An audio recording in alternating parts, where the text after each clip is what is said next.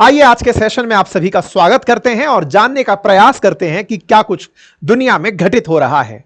चर्चा है इस खास सेशन में ग्रीनलैंड पर कैसे पुतिन ने ट्रंप का साथ दे दिया है और ट्रंप का साथ आने वाले समय में दुनिया की किस तरह से जियोपॉलिटिक्स को बदल देगा। यह साथ बहुत ज्यादा मायने रखता है क्योंकि अमेरिका वापस से अपने आप को बिग बनाने जो निकल पड़ा है।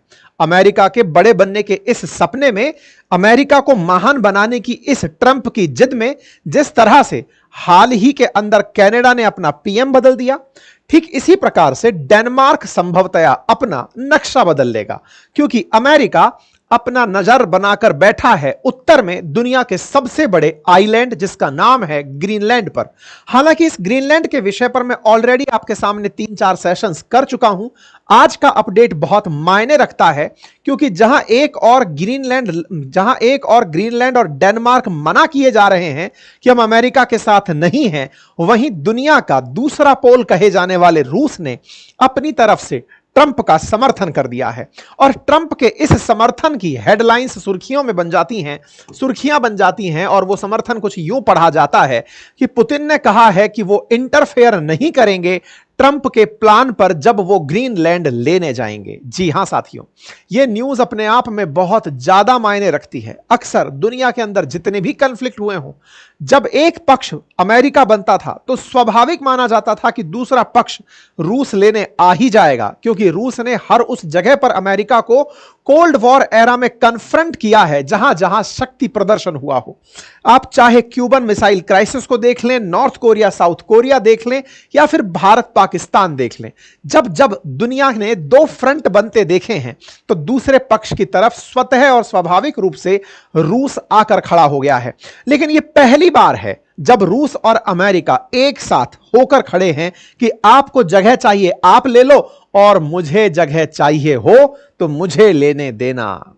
यूरोपियन यूनियन का चिंता में होना स्वाभाविक है क्योंकि यूरोपियन यूनियन देश अपने आप को खोता हुआ इस डील के बाद देख रहे हैं। मैं ऐसा इसलिए बोल रहा हूं क्योंकि यूक्रेन पर जिस तरह से पुतिन की नजर है वो एक प्रकार का काउंटर मेजर है कि यूक्रेन पर अमेरिका तुम चुप रहना और ग्रीनलैंड पर मैं चुप रहूंगा। अगर ग्रीनलैंड के मुद्दे पर, इधर यूक्रेन के मुद्दे पर तुम पार्टी बन गए तो मैं ग्रीनलैंड के मुद्दे पर पार्टी बन जाऊंगा और तुम्हें वहां हाथ नहीं लगाने दूंगा।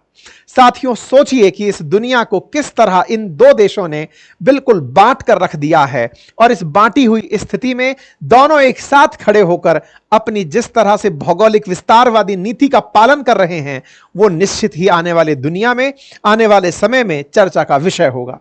पुतिन ने कहा है कि रशिया वॉन्ट इंटरफेयर, ट्रंप का प्लान है ग्रीनलैंड को लेने का, मुझे इससे कोई लेना देना नहीं है। हाल ही में उन्होंने एक ऐसी ही मीटिंग में इस बात का अनाउंसमेंट कर दिया और कहा कि देखिए बात ऐसी है कि ग्रीनलैंड से पहले अलास्का आपको याद हो तो अमेरिका का 50th स्टेट जो कभी रूस का हिस्सा हुआ करता था, रूस ने उसे अमेरिका को भेजा था। उसे एक बड़ी भूल कहा जाता है अमेरिकन के लिए उस दौर के अंदर कि हां भाई ये एक गलती है, अमेरिकन ने अलास्का खरीद लिया, ठंडा आइलैंड खरीद लिया, लेकिन आज उस अलास्का की वजह से अमेरिका को बहुत सारे रिजर्व्स मिले हैं। ऐसे में अब ग्रीनलैंड की जब बात हो रही है तो यहां पर पुतिन का साफ कहना है कि हमें इस बात से कोई फर्क नहीं पड़ता। वो अमेरिका की सुरक्षा के लिए और आर्कटिक में उनकी प्रेजेंस के लिए उन्हें लगता है कि जरूरी है तो जरूरी है। आपको मैं याद दिला दूं साथियों, आर्कटिक क्षेत्र आने वाले समय के लिए पर्यावरण में परिवर्तन जैसे जैसे होता चला जाएगा, जहां जहां समुद्र का जल स्तर बढ़ेगा, संभवतया भूमध्य रेखा के आसपास के जो क्षेत्र हैं वो जलमग्न होने लगेंगे, समुद्र के तट के क्षेत्र जलमग्न होने लगेंगे। लेकिन आर्कटिक क्षेत्र आने वाले समय के अंदर लोगों के निवास का पर्यावरण के हिसाब से सकारात्मक रूप रखते हुए बढ़ेगा और यही कारण है कि आर्कटिक में इस समय दुनिया के बहुत से देश इंटरफेयर कर रहे हैं। रूस ऑलरेडी आर्कटिक में बड़ा क्षेत्र रखता है और ग्रीनलैंड के नाम पर अमेरिका अपनी नजरें गड़ाए बैठा है। यह बात अपने आप में बहुत मायने रखती है क्योंकि यह वाला पूरा क्षेत्र रूस अपने साथ रखता है। अमेरिका इस क्षेत्र में या तो कनाडा को झांप ले या फिर ग्रीनलैंड को। कनाडा को 51 स्टेट होने का तो ऑफर दे ही दिया है और ग्रीनलैंड से कह दिया है कि तुम्हारी सुरक्षा ये डेनमार्क वाले कर नहीं पा रहे हैं तो मुझे इस जगह को लेना होगा। इंटरेस्टिंग है साथियों, जब सेकंड विश्व युद्ध हुआ तो सेकंड विश्व युद्ध के समय पर जो जर्मन्स थे, उन जर्मन्स की भी नजर इस ग्रीनलैंड पर थी, क्योंकि जर्मन्स का मानना था, देखिए दुनिया के जितने भी ये लोग जो है ना, जो जा जाकर दूसरे देशों पर कब्जा करके रहे हैं, इन्होंने आइलैंड्स के महत्व को बहुत समझा है, क्योंकि ये समुद्री मार्ग से ट्रेवल किया करते थे। ऐसे में जर्मन्स को यह पता था कि ग्रीनलैंड के मायने बहुत हैं, और ऐसे में इन्होंने इस पर कब्जा करने का प्रयास किया। तो अमेरिका ने हजारों की सेना इस ग्रीनलैंड को प्रोटेक्ट करने के लिए भेजी थी। आज भी अमेरिका की एक सैन्य टुकड़ी यहां पर है जो ऑलरेडी ग्रीनलैंड की सुरक्षा कर रही है। लेकिन एक दौर था सेकेंड वर्ल्ड वॉर के समय, जब कम से कम 17 से अधिक यहां पर यूएस के बेसिस थे, हजारों की संख्या में सैनिक थे जो कि जर्मनी को यहां पर आने से रोक दिए थे। लेकिन समय के साथ जब सारी शांति स्थिति बनी, सेकेंड वर्ल्ड वॉर खत्म हुआ, तो यूएस के सैनिक रिटर्न होकर अपने देश को तो चले आए, लेकिन धीरे धीरे इस ग्रीनलैंड पर नजर एक और से रूस की पड़ने लगी, दूसरी तरफ से चाइना की पड़ने लगी। और जब रूस और चाइना इस पर नजर बनाने लगे तो अमेरिका ने कहा कि हमने जिसकी सुरक्षा छोड़ी थी, अब उस पर रूस और चाइना नजरें गड़ाए बैठे हैं, हम इसे नहीं छोड़ सकते, हम इस पर अपना नियंत्रण स्थापित करना चाहते हैं, हम ग्रीनलैंड के लोगों को ज्यादा सुरक्षा देना चाहते हैं। और इसी के चलते जब ट्रंप चुनाव जीते और शपथ लिए, उसी समय पर उनके बेटे जूनियर ट्रंप जो है वो यहां पहुंच जाते हैं। और ताजा ताजा अपडेट यह है कि अमेरिकी वाइस प्रेसिडेंट, इतिहास में पहली बार है कि अमेरिका का कोई वाइस प्रेसिडेंट ग्रीनलैंड की यात्रा कर रहा हो, वो ग्रीनलैंड पहुंच जाते हैं और वहां जाकर के ग्रीनलैंड के अंदर लोगों को संबोधित करते हैं, साथ ही साथ यूएस की सेना को संबोधित करते हैं कि इस क्षेत्र की अब हमें ज्यादा सुरक्षा करनी होगी।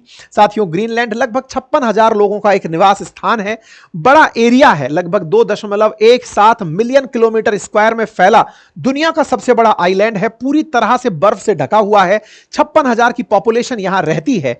ऐसे में इस क्षेत्र के अंदर जो नजरें हैं वो अमेरिका बसाए बैठा है। उसके पीछे का बड़ा रीजन, दुनिया का अगर फ्रेश वाटर आप बात करें तो 10% जो फ्रेश वाटर है दुनिया का वो यहीं पर है, साफ पानी जो मीठा पानी है, क्योंकि यह क्षेत्र 80% बर्फ से ढका हुआ है। दुनिया का तापमान जैसे जैसे बढ़ेगा बर्फ पिघलेगी और पीने योग्य पानी दुनिया के लिए बहुत बड़ी एक एसेट बनकर होगा। ऐसे में इस जगह पर लोगों का नजर बना हुआ है। साथियों, यहां पर बहुत कम पॉपुलेशन डेंसिटी रहती है, 100 किलोमीटर स्क्वायर में मात्र 3 लोग यहां पर रहते हैं, लेकिन जमीन के भीतर पाए जाने वाले जो वो मृदा धातुएं हैं उनको लेकर के लोगों की यहां पर बहुत ज्यादा जरूरत जगी है। कहा जा रहा है कि जो रेयर अर्थ मेटल्स हैं उनको लेने के लिए दुनिया की होड़ मची है कि कौन यहां पर पहले जाएगा। यही कारण है कि ट्रंप इस पे आए दिन अपना ऑफर दिए रखते हैं। उनका मानना है कि यह क्षेत्र अमेरिका का होना चाहिए, क्योंकि अमेरिका दुनिया की सबसे बड़ी पावर है और वो इसकी सुरक्षा सुनिश्चित कर सकती है। इसी को ध्यान में रखते हुए ये एक और बात भी ध्यान में रखते हैं, और वो ये है कि चीन धीरे धीरे, अगर हमने आज कुछ नहीं किया तो वो ग्रीनलैंड पर भी अपनी नजरें गड़ा देगा। देखो, दुनिया में डर दिखाकर कि रूस ये कर देगा, चीन ये कर देगा, अमेरिका इस तरह से इन सारी जगहों को झांपता जा रहा है। आज अगर ग्रीनलैंड इसके पास हो जाता है तो कनाडा जो है वो एक सैंडविच स्टेट हो जाएगा। आज नहीं तो कल कनाडा पर अमेरिका की और तल्ख टिप्पणियां होंगी, देखना होगा कि वो क्या करता है। अब ऐसे में बड़ी बात यह बनती है कि डोनाल्ड ट्रंप ने अपनी तरफ से तो यह कह दिया था कि मैं इस द्वीप को चाहता हूं, और यह खबर उन्होंने उसी समय कह दी थी जिस समय ये जीत कर आए थे और इनके बेटे पहुंच गए थे यहां पर और जाकर के लोगों से बात की थी। ट्रंप ने अपनी तब बातों को जिस तरह से रखा, लोगों को लगा कि यह मजाक कर रहे हैं।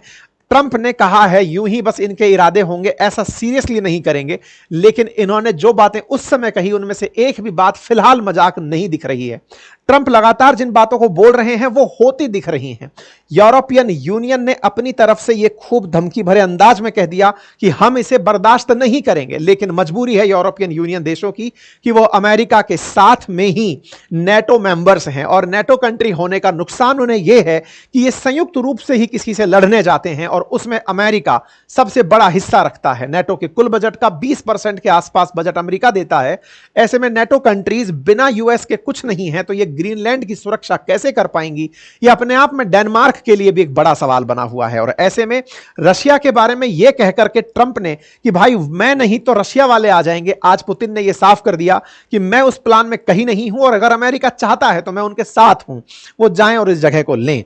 अब बात यह आती है कि ग्रीनलैंड को लेकर के ये जितनी भी चीजें चल रही थी, ऐसे में डेनमार्क का क्या हाल है, डेनमार्क क्या मानता है? तो देखिए हुआ क्या, अभी ताजा ताजा जेडी वेंस जो अमेरिकी उपराष्ट्रपति हैं, ये जाकर के यहां पहुंचे, ग्रीनलैंड पहुंचे, और वहां जाकर के ग्रीनलैंड में उन्होंने शुक्रवार और शनिवार के दिन अपने 2 दिवसीय प्रवास में यहां लोगों को बड़ी उम्मीदें जताई। अपनी सेना का जो बेस है, उस सेना के बेस पर पहुंच करके इन्होंने पिटफिक नामक स्पेस फोर्स है इनका, वहां जाकर के उन्होंने सेना को संबोधित किया और कहा कि हमारी प्राथमिकता है कि हम इस जगह की सुरक्षा करें। डोनाल्ड ट्रंप जूनियर ने जेडी वेंस के इस यात्रा को इसे काफी बढ़िया से एंडोर्स किया। यहां केवल जेडी वेंस नहीं थे, उनके साथ में अमेरिका के एनएसए भी थे, जिनके ऊपर हाल ही में चैट लीक होने का आरोप लगा था, लेकिन ये अभी तक बचे हुए हैं। जेडी वेंस और ये साथ में यहां थे, इसका मतलब ये तो साफ है कि ग्रीनलैंड को लेकर अमेरिका काफी सीरियस है और वो इसे छोड़ने की स्थिति में बिल्कुल नहीं है। जेडी वेंस यहां पर पहुंच करके एक ही लाइन बोलते हैं कि देखो भाई, दुनिया वालों ने, यानी दुनिया से मतलब उनका डेनमार्क से था, कि डेनमार्क ने ग्रीनलैंड के लिए कुछ खास नहीं किया है, और डेनमार्क ने जब ग्रीनलैंड के लिए खास नहीं किया है तो अब हमें करने की जरूरत है, हम उसे किसी और के लिए नहीं छोड़ सकते। इन्होंने अपनी तरफ से साफ किया कि एक समय था जब अमेरिका ग्रीनलैंड की हिफाजत करता था, और जब से हम लोग यहां से हटे, हमने सोचा कि ग्रीनलैंड डेनमार्क ग्रीनलैंड की बढ़िया सुरक्षा करेगा, लेकिन इन्होंने इसे यूं ही छोड़ दिया। आज रूसी जहाज या चाइनीज जहाज आकर किनारे खड़े हो जाते हैं, इसकी सुरक्षा का क्या होगा? अब इसके इस बयान के बाद में डेनमार्क की क्या प्रतिक्रिया रही? डेनमार्क ऑब्वियस सी बात है कि इस बात से चिढ़ेगा, तो ऐसे में डेनमार्क की तरफ से एक अपना स्टेटमेंट आता है। इनके विदेश मंत्री बोलते हैं कि देखो साहब, हमें यह आपका स्टेटमेंट तो बर्दाश्त नहीं है, लेकिन हां, हम आपके साथ मिलकर ग्रीनलैंड की सुरक्षा के लिए तैयार हैं। इन लोगों के ऊपर अब तरस आता है। तरस क्यों आता है, अब उसको समझने का प्रयास कीजिए। साथियों, ये वो लोग हैं जो कभी अमेरिका के साथ होकर दुनिया पर बहुत बुरा बरसा करते थे। मतलब दुनिया के केस पे अगर कहीं भी इनसे कोई पूछे मानवाधिकार पर बोलो, तो धाएं धाएं धाएं अपनी तरफ से 4 डायलॉग मार दिए। ये वो लोग हैं, स्कैंडिनेवियन कंट्रीज वगैरह, ये जो देश हैं, इन देशों की एक बहुत बड़ी नीति रही थी कि दुनिया को यह दिखाना कि देखो सब, हम तो केवल और केवल लोगों के विकास पर फोकस करते हैं, सुरक्षा पर फोकस नहीं करते हैं, क्योंकि अमेरिका हमारा देश है, अमेरिका हमारे साथ है और वो हमारी सुरक्षा में साथ है। आज उसी अमेरिका ने इनका घर लूट लिया। ऐसे में ये लोग बोल क्या रहे हैं? ये अपने बयान में बोल यही रहे हैं कि देखो, आप ये कहते हो कि हम लोग वहां की सुरक्षा नहीं करते, तो साहब हम आपको बता दें, हमने हाल ही में ग्रीनलैंड की सुरक्षा के लिए बजट बढ़ाया है, और सच भी है। पिछले हफ्ते इन्होंने $2 बिलियन का बजट लॉन्च किया है ग्रीनलैंड के लिए, जिसमें ग्रीनलैंड के अंदर शिप्स भेजे जाएंगे, ड्रोन्स भेजे जाएंगे, पर्सन्स भेजे जाएंगे, पर्सनल्स, आर्मी पर्सनल्स भेजे जाएंगे जो ग्रीनलैंड की सुरक्षा करेंगे, नंबर 1। दूसरी बात, इन्होंने कहा कि अमेरिका तो हमारे साथ नेटो कंट्री है, तो हम मिलकर के सुरक्षा करेंगे ना। हम ये क्यों मान रहे हैं कि ये केवल डेनमार्क की सुरक्षा है? हम आपके साथ हैं, और आपके साथ हैं, और नेटो कंट्री होने के नाम पर अगर किसी ने ग्रीनलैंड पर नजर उठाकर देखी तो हम उसका साथ मुकाबला करेंगे। हम तो साथ हैं ना सर। तो वो अमेरिका यही तो बोल रहा है कि नालायकों, मैं तुम्हारे साथ इस मामले में नहीं हूं। अगर कोई आउटसाइड नेटो आकर तुम पर हमला करेगा तो मैं साथ हूं, लेकिन अगर मेरी ही नजर तुम्हारे सामान पर आ गई है, तुम्हारी जमीन पर आ गई है, तो ये मेरा होगा।